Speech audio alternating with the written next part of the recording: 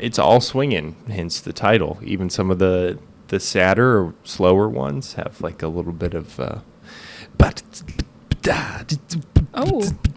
to them, you know? That sounded like you just had like a bit of a stroke or something. No, I did not. I can confirm for you that right now. Good. But no toast smell? No, what? You're not smelling any toast? No. Okay, good.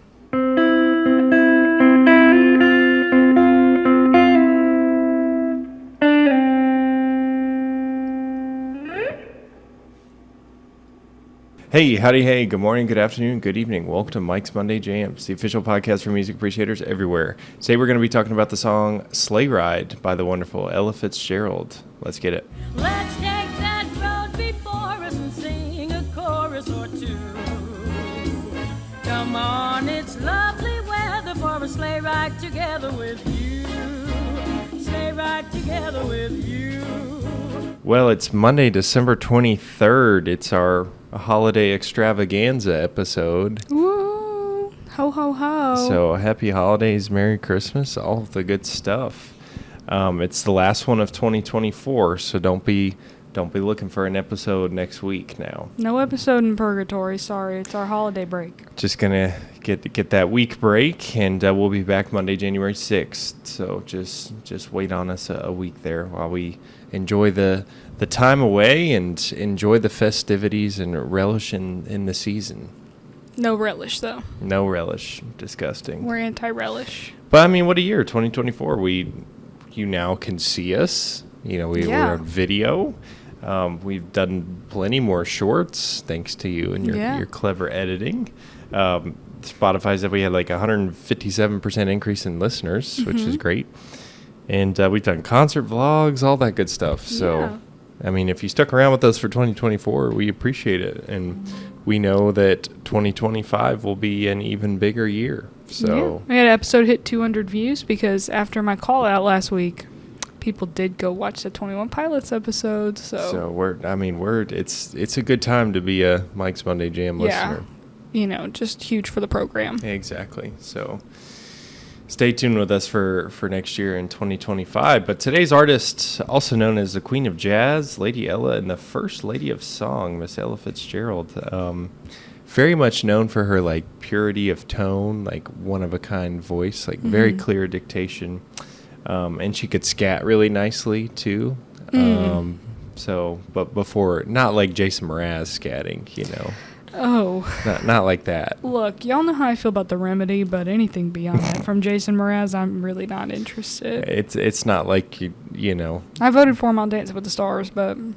It's not like some random kid on a college green with a guitar he hasn't showered in a week scatting. Yeah, no thanks. It's like bebop scatting. Shooby-doo bop bop. Correct. But she was born in southeastern Virginia in the Norfolk area. Norfolk, Virginia. To unmarried parents, and then they moved to Yonkers when she was like 2. Mom ran away with her new boo to Yonkers, New York, Yonkers.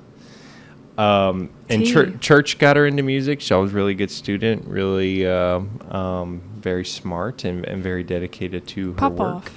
But tragically, her mom passed away at 15. So her mom's boo thing, you know, took over for custody or whatever. But then she moved to Harlem later, shortly after, to be with her aunt because there was like alleged dude was like kind of abusing her, which is not fun. Yeah, not good. And so she started like skipping school, and things were going south, and she got involved with some bad stuff. But then she ended up at an orphanage, and then a reformatory school, whole thing. Oh, full on Annie. Yes, but what a comeback Miss Ella had, because she then debuted at a amateur night at the Apollo Theater and won first place at that gathering for her voice. Good for her. And she eventually got the attention of famous jazz drummer and band leader Mr. Chick Webb.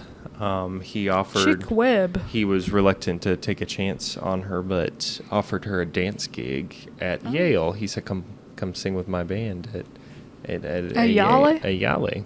So sounds like a big fish. I wonder what that dance gig would have been like. I mean, can you imagine? At one point, at colleges and universities across the globe, there were little dance gigs that are Come dance at Yale. No longer a thing. You think it was at College Street Music Hall or? Yeah, Toads. Yeah, probably. The Lululemon. Yes, precisely. The Warby Parker on the corner there. So then she joined Chick's band permanently. He liked what he saw, liked what he heard, more importantly. Her and Chick and his band, they recorded some tunes together. And then Chick, unfortunately, died. Oh. He had, like, spinal tuberculosis. Oh. And then she took over. She became the new band leader. What if she gave it to him? What if it was sabotage? She was trying to take over. Okay, conspiracy theorists. Hey, climbing the ladder however you have to. Listen. Get your bag, Ella. But she became the band leader. This caused her to play with various outfits and even solo projects and that sort of thing. She started to pick up the scat style once big band jazz was kind of evolving and changing. And then she got signed to a label called Verve, and the rest is kind of history. But throughout her career, unfortunately, experienced some discrimination due to the color of her skin. And there was not even... good. No, Mike's Monday Jams is anti-racism. 2 thumbs down. There was even this one incident. She was supposed to play a couple shows in Australia, and the flight from like Honolulu to Australia, like the Pan Am workers like wouldn't let her on. She was like, no, like whites only kind of thing. What about Hawaiians? And then like, 3 days later they were able to find a flight, and like years later she was asked about it in an interview, and then stated that Pan Am, they gave her a nice settlement is the words that she used. So. There was also, she was like, I believe the first person of color to play at the Mocambo in LA, the theater. And it was because Marilyn Monroe lobbied for it. Oh, okay. Got to get my girl Ella on the stage. So not only was she flirting with JFK, she was Eskimo sisters with the green M&M. Exactly. Did JFK have an affair with the green M&M? But as you know, she had a very successful career. Over 13 Grammys, including a Grammy at the first Grammys. Oh. And an inaugural Grammy. Correct. And she was the first person of color to get a Grammy. But lots of collabs, including with Mr. Louis Armstrong. Oh. Lots of collabs. Lots of songbook albums. She received the Kennedy Center Medal of Honor, the Kennedy Center for the Arts, which the Grateful Dead just received, like last week, a couple weeks ago, whatever. So they're so similar. It has received a lot of accolades, rightfully so, for her career, because she's quite the singer, I would say. Yeah, so. I would agree. But the album, Ella Wishes You a Swingin' Christmas, came to us in the year of 1960. Mm-hmm. It was recorded in the summer of that year, which has got to be like a tease, Well, all Christmas songs aren't recorded at Christmas. But it just, it's got to be like a... Maybe Christmas in July. I know, that's a thing. Just how do you go into the studio and lay this down when it's... Maybe she went to Australia. Sweltering heat. So that I've always considered, even when I think like the Eagles, their Please Come Home for Christmas, it was like notoriously recorded in like August in Miami. So literally like the exact opposite of like. Well, I don't know Christmas. where she was, but it wasn't as hot back then. Yes. So. Shouts out global warming. Appreciate it, Gango. Down. Mike's Money Jams is anti-global warming. Boo. Boo. That means we don't like it, not that we don't believe it. Had to make that clarification. I mean... I think it's hotter now than it was when we were kids, honestly. Yes. I mean, screw a broad name, greenhouse gases. You know what I mean? But I still use Windex. Yes. Because that other stuff does not work. This album was meant to be all secular holiday tunes, so nothing like God Rest Ye Merry Gentlemen or nothing along those lines. But then she released another Christmas album in like the later 60s, in which it was all I was just about to say stuff. she got into it with church. Yes, so, but this one was meant to be all secular, and then later in the career dropped the one for the Jesus lovers. Recorded with a studio orchestra arranged by a man named Frank DeVol. It's all swingin', hence the title. Even some of the sadder or slower ones have like a little bit of to them, you know? That sounded like you just had like a bit of a stroke or something. No, I did not.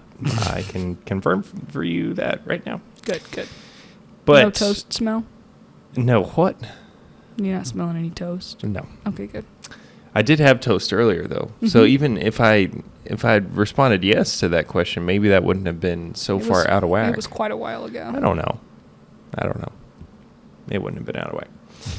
The song, of course, was written by our boy Leeroy Anderson.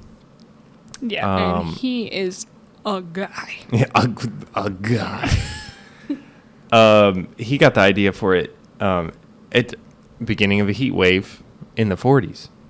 And he finished it about a year and a half later. The first performance was with the Boston Pops, which we've seen, which is pretty cool. And when they played Sleigh Ride, that really was special. Yeah, it was a good time. Because that recording of Sleigh Ride, like that is Sleigh Ride. That is the one. Yep, it is that outfit. Mm-hmm. So, which when I went to Disney World this weekend, I kid you not, because they were only playing instrumental Christmas music, but they were playing Christmas music the whole time.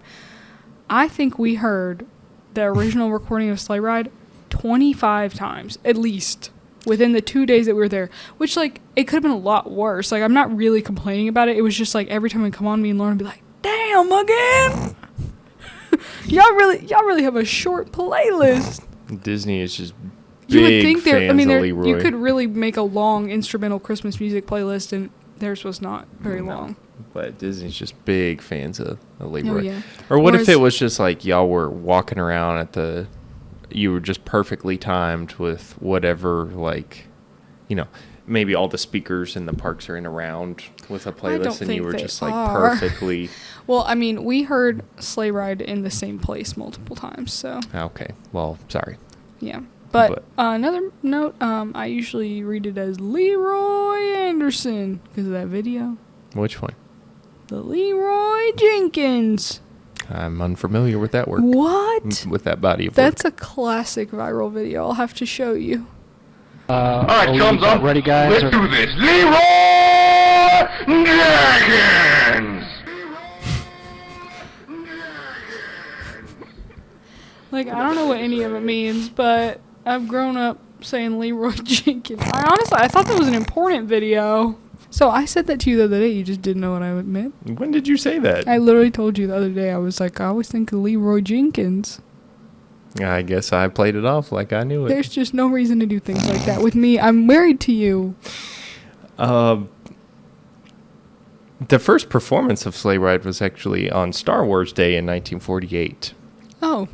I mean, predates Star Wars. Yes. However, it was May the 4th before they knew what May the 4th was. So. Correct. But, you know, just Why the fact May? so here's the thing. Obviously, it's been recorded by the Pops a bunch. There's even some John Williams versions, too. Did you know John Williams was the principal conductor of the Boston Pops for like 13 years? John Williams has done everything. The man... He did it all. Isn't there some stat about him? He like is like the number one listened to artist in the world or something. Like that, yeah. Yeah. So of course he was the conductor of the Pops for 13 years. I found that to be interesting. I had no idea. But the main melody of Sleigh Ride has been accused of being used in Streets of Laredo. Whoa, that's why you're listening to Streets of Laredo? And Leeroy was not credited. It's like I couldn't really like hear it. I'm not. But that's what Maybe the internet said. I need to go into I need to listen to Streets of Laredo. Lyrics were written for. Well, so wait, the original or the Smothers Brothers? If you get an outfit, you can be a cowboy too. Lyrics for Sleigh Ride didn't come till 1950, written by this dude named Mitchell Parrish. We associate it with Christmas today, but there's not a single line that mentions a holiday in the lyrics. I guess that's true, but... So, hence the first inaugural May 4th performance. Yeah, but what freaking sleigh are you riding in May? I don't know. Global warming. It was probably cold back then in May in Boston. I guess, yeah, it probably was cold, but like snowing with a sleigh? No, but... Our cheeks are nice and rosy, comfy, cozy all week, snuggled up together. Listen, but when it was first performed, it didn't have lyrics. Okay, I guess that's true. But also there's, again, no But it was lyrics called mentioned. Sleigh Ride. Yes. And I wonder if the jingles were there. Oh. The jingle I didn't know what bells. you were doing for a second. Hey, yo. Gotta come to the video version for that. So, but you gotta love the last swing verse in yeah. Leeroy's version. Oh, yeah. That one hits hard. It really does. Especially because Sleigh Ride holds a special place in our heart because we always played it for the Christmas concert in the band. Mm-hmm.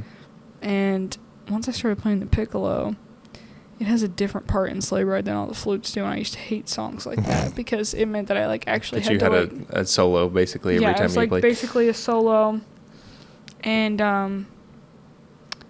I really hated that, and I screwed up all the time. But no one knew because the piccolo's so annoying you can't tell when you're wrong. I feel like so I did a lot of like...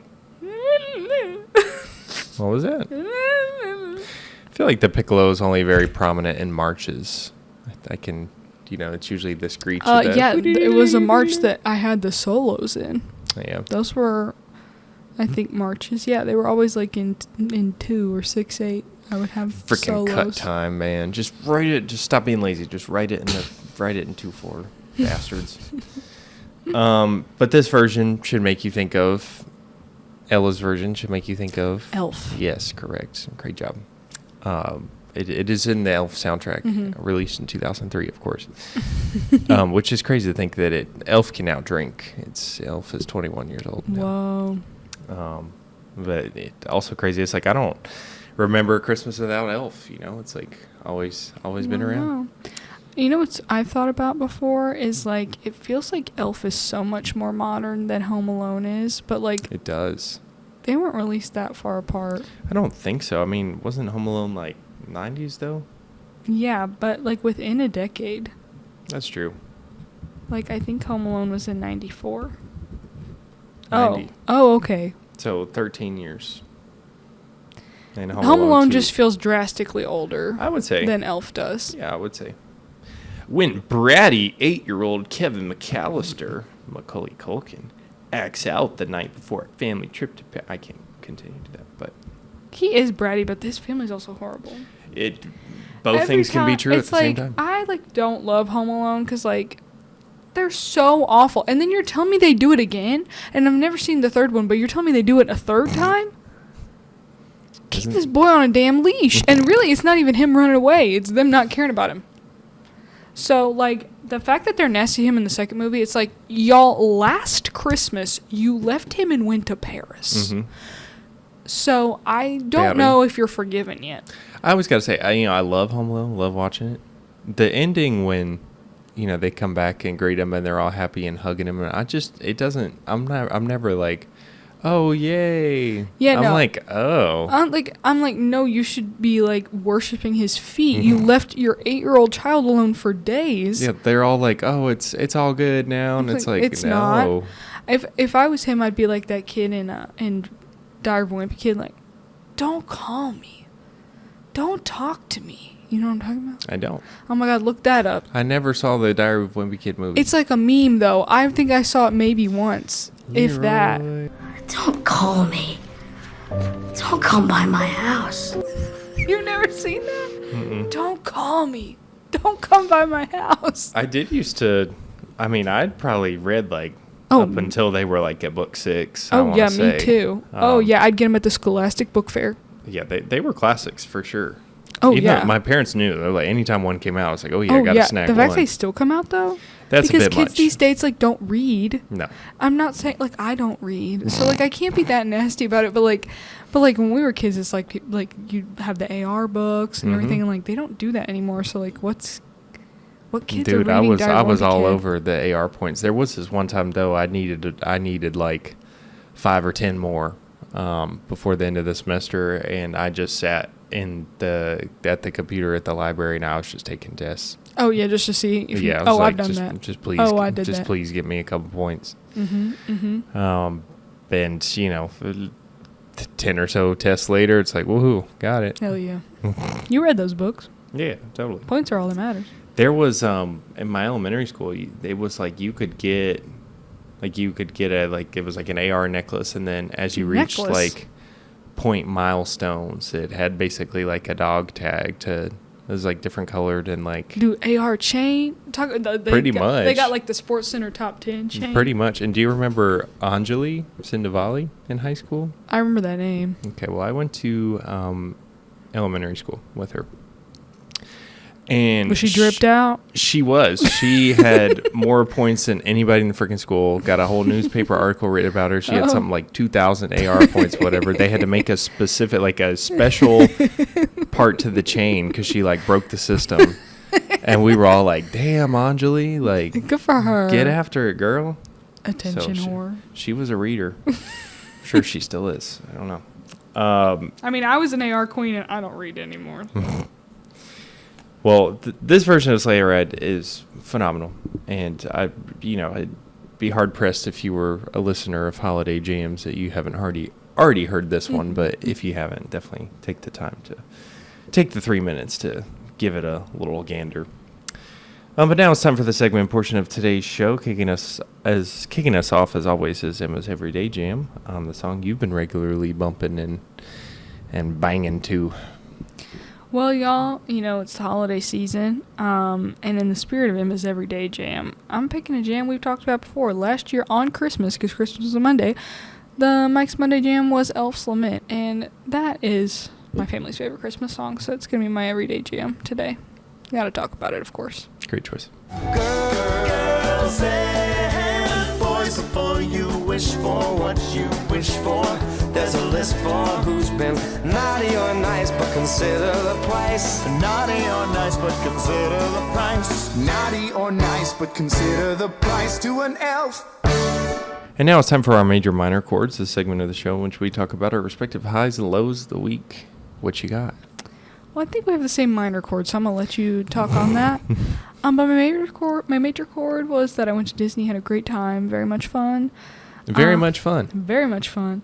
And a double major, we also went to see the Rockettes, which was so fun. It was. A very special holiday moment. Yes. But our week's taking a turn, but I'll... I got poisoned by an unnamed Italian restaurant. I'll name them. In the area. I'll name them. Name them. You're the one that went through. All right, Viron Rondo, Cheshire, Connecticut. What the hell? Yes, I was poisoned by food, unfortunately. So that was really, that's got to be one of the top minors of the year right there. I guess worst bottom minors of the year. I mean, I lost 5 pounds, y'all. Not the good. Little low energy today for the pod, but he wanted to do the pod. In the spirit of Italian, it's not the good. Not the good. No bene. They were telling you, they were like, have another this and have another that, and you were like, no. I don't want it. So that sucks. Whatever. I think it's all gone. Knocking.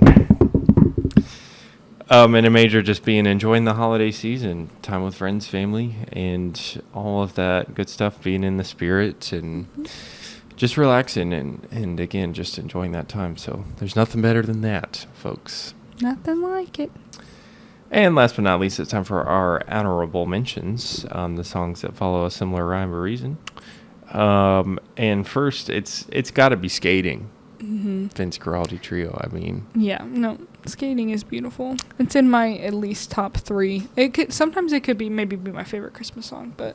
And I gotta say, it's a song, it makes you feel like you're skating, even though you're definitely not. It's so light and bouncy, and Vince Guaraldi, all of those songs feel so very, like, specific to what they are. Yes, indeed.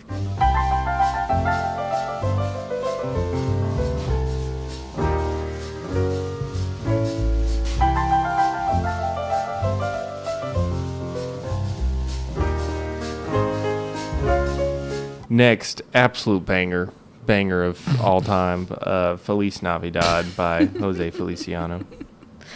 Which we discovered he was blind recently, or was that one of IE's gags? Blind? What? Because we were... You don't remember this? We were doing the Christmas Power Hour. And he, like, the album picture of Jose Feliciano comes up. And he was like, hey, Emma, do you know why he's wearing the sunglasses? You don't remember this at all? No, maybe I was drunk. I don't know. Look at... wait. What does the album cover look like? I mean... But that wouldn't really make sense playing guitar. I mean, we got two famous black men that were blind and played the piano. Although... yeah, I mean... Was Stevie Wonder really that blind? Let's see. Jose Feliciano blind? Blind from birth. Due to glaucoma. Another thing IE didn't make up. That was not a gag. How about that? Whoa. Huh. He took guitar lessons from a staff teacher at the School for the Blind in New York City. Dude, what a G. Whoa. What a G. He also played the concertina and the accordion. Wow. 8 Grammys. Wow. Good for Feliciano. He also appeared in Fargo. Oh, wonderful. So, yeah, go listen to that banger. All right.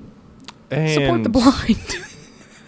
Last but not least, Mike's Money Jam approve access for blind. For blind. Access for the blind. We support blind people. You can listen to audio only. You don't have to listen. You don't have to watch the video. Listen. I wanna wish you a Merry Christmas. I wanna wish you a Merry Christmas from the bottom of my heart. Feliz Navidad. Feliz Navidad. And last but not least, Do You Hear What I Hear by Der Bingle. A good classic. Shouts out my mom. This is her favorite Christmas song. Woohoo. Do you hear what I hear? Do you hear what I hear? A song high above the tree, with a voice as big as the sea, with a voice as big as the sea.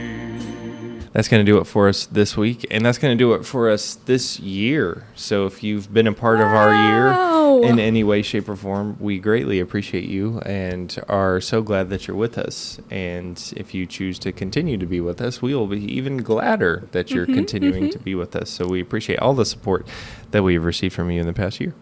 Yes, absolutely. Merry Christmas to all of our Mike's Monday Jams listeners. Woohoo. Happy Hanukkah. And happy Hanukkah. And Happy New Year. And we'll see you in 2025. And we will see you in 2025.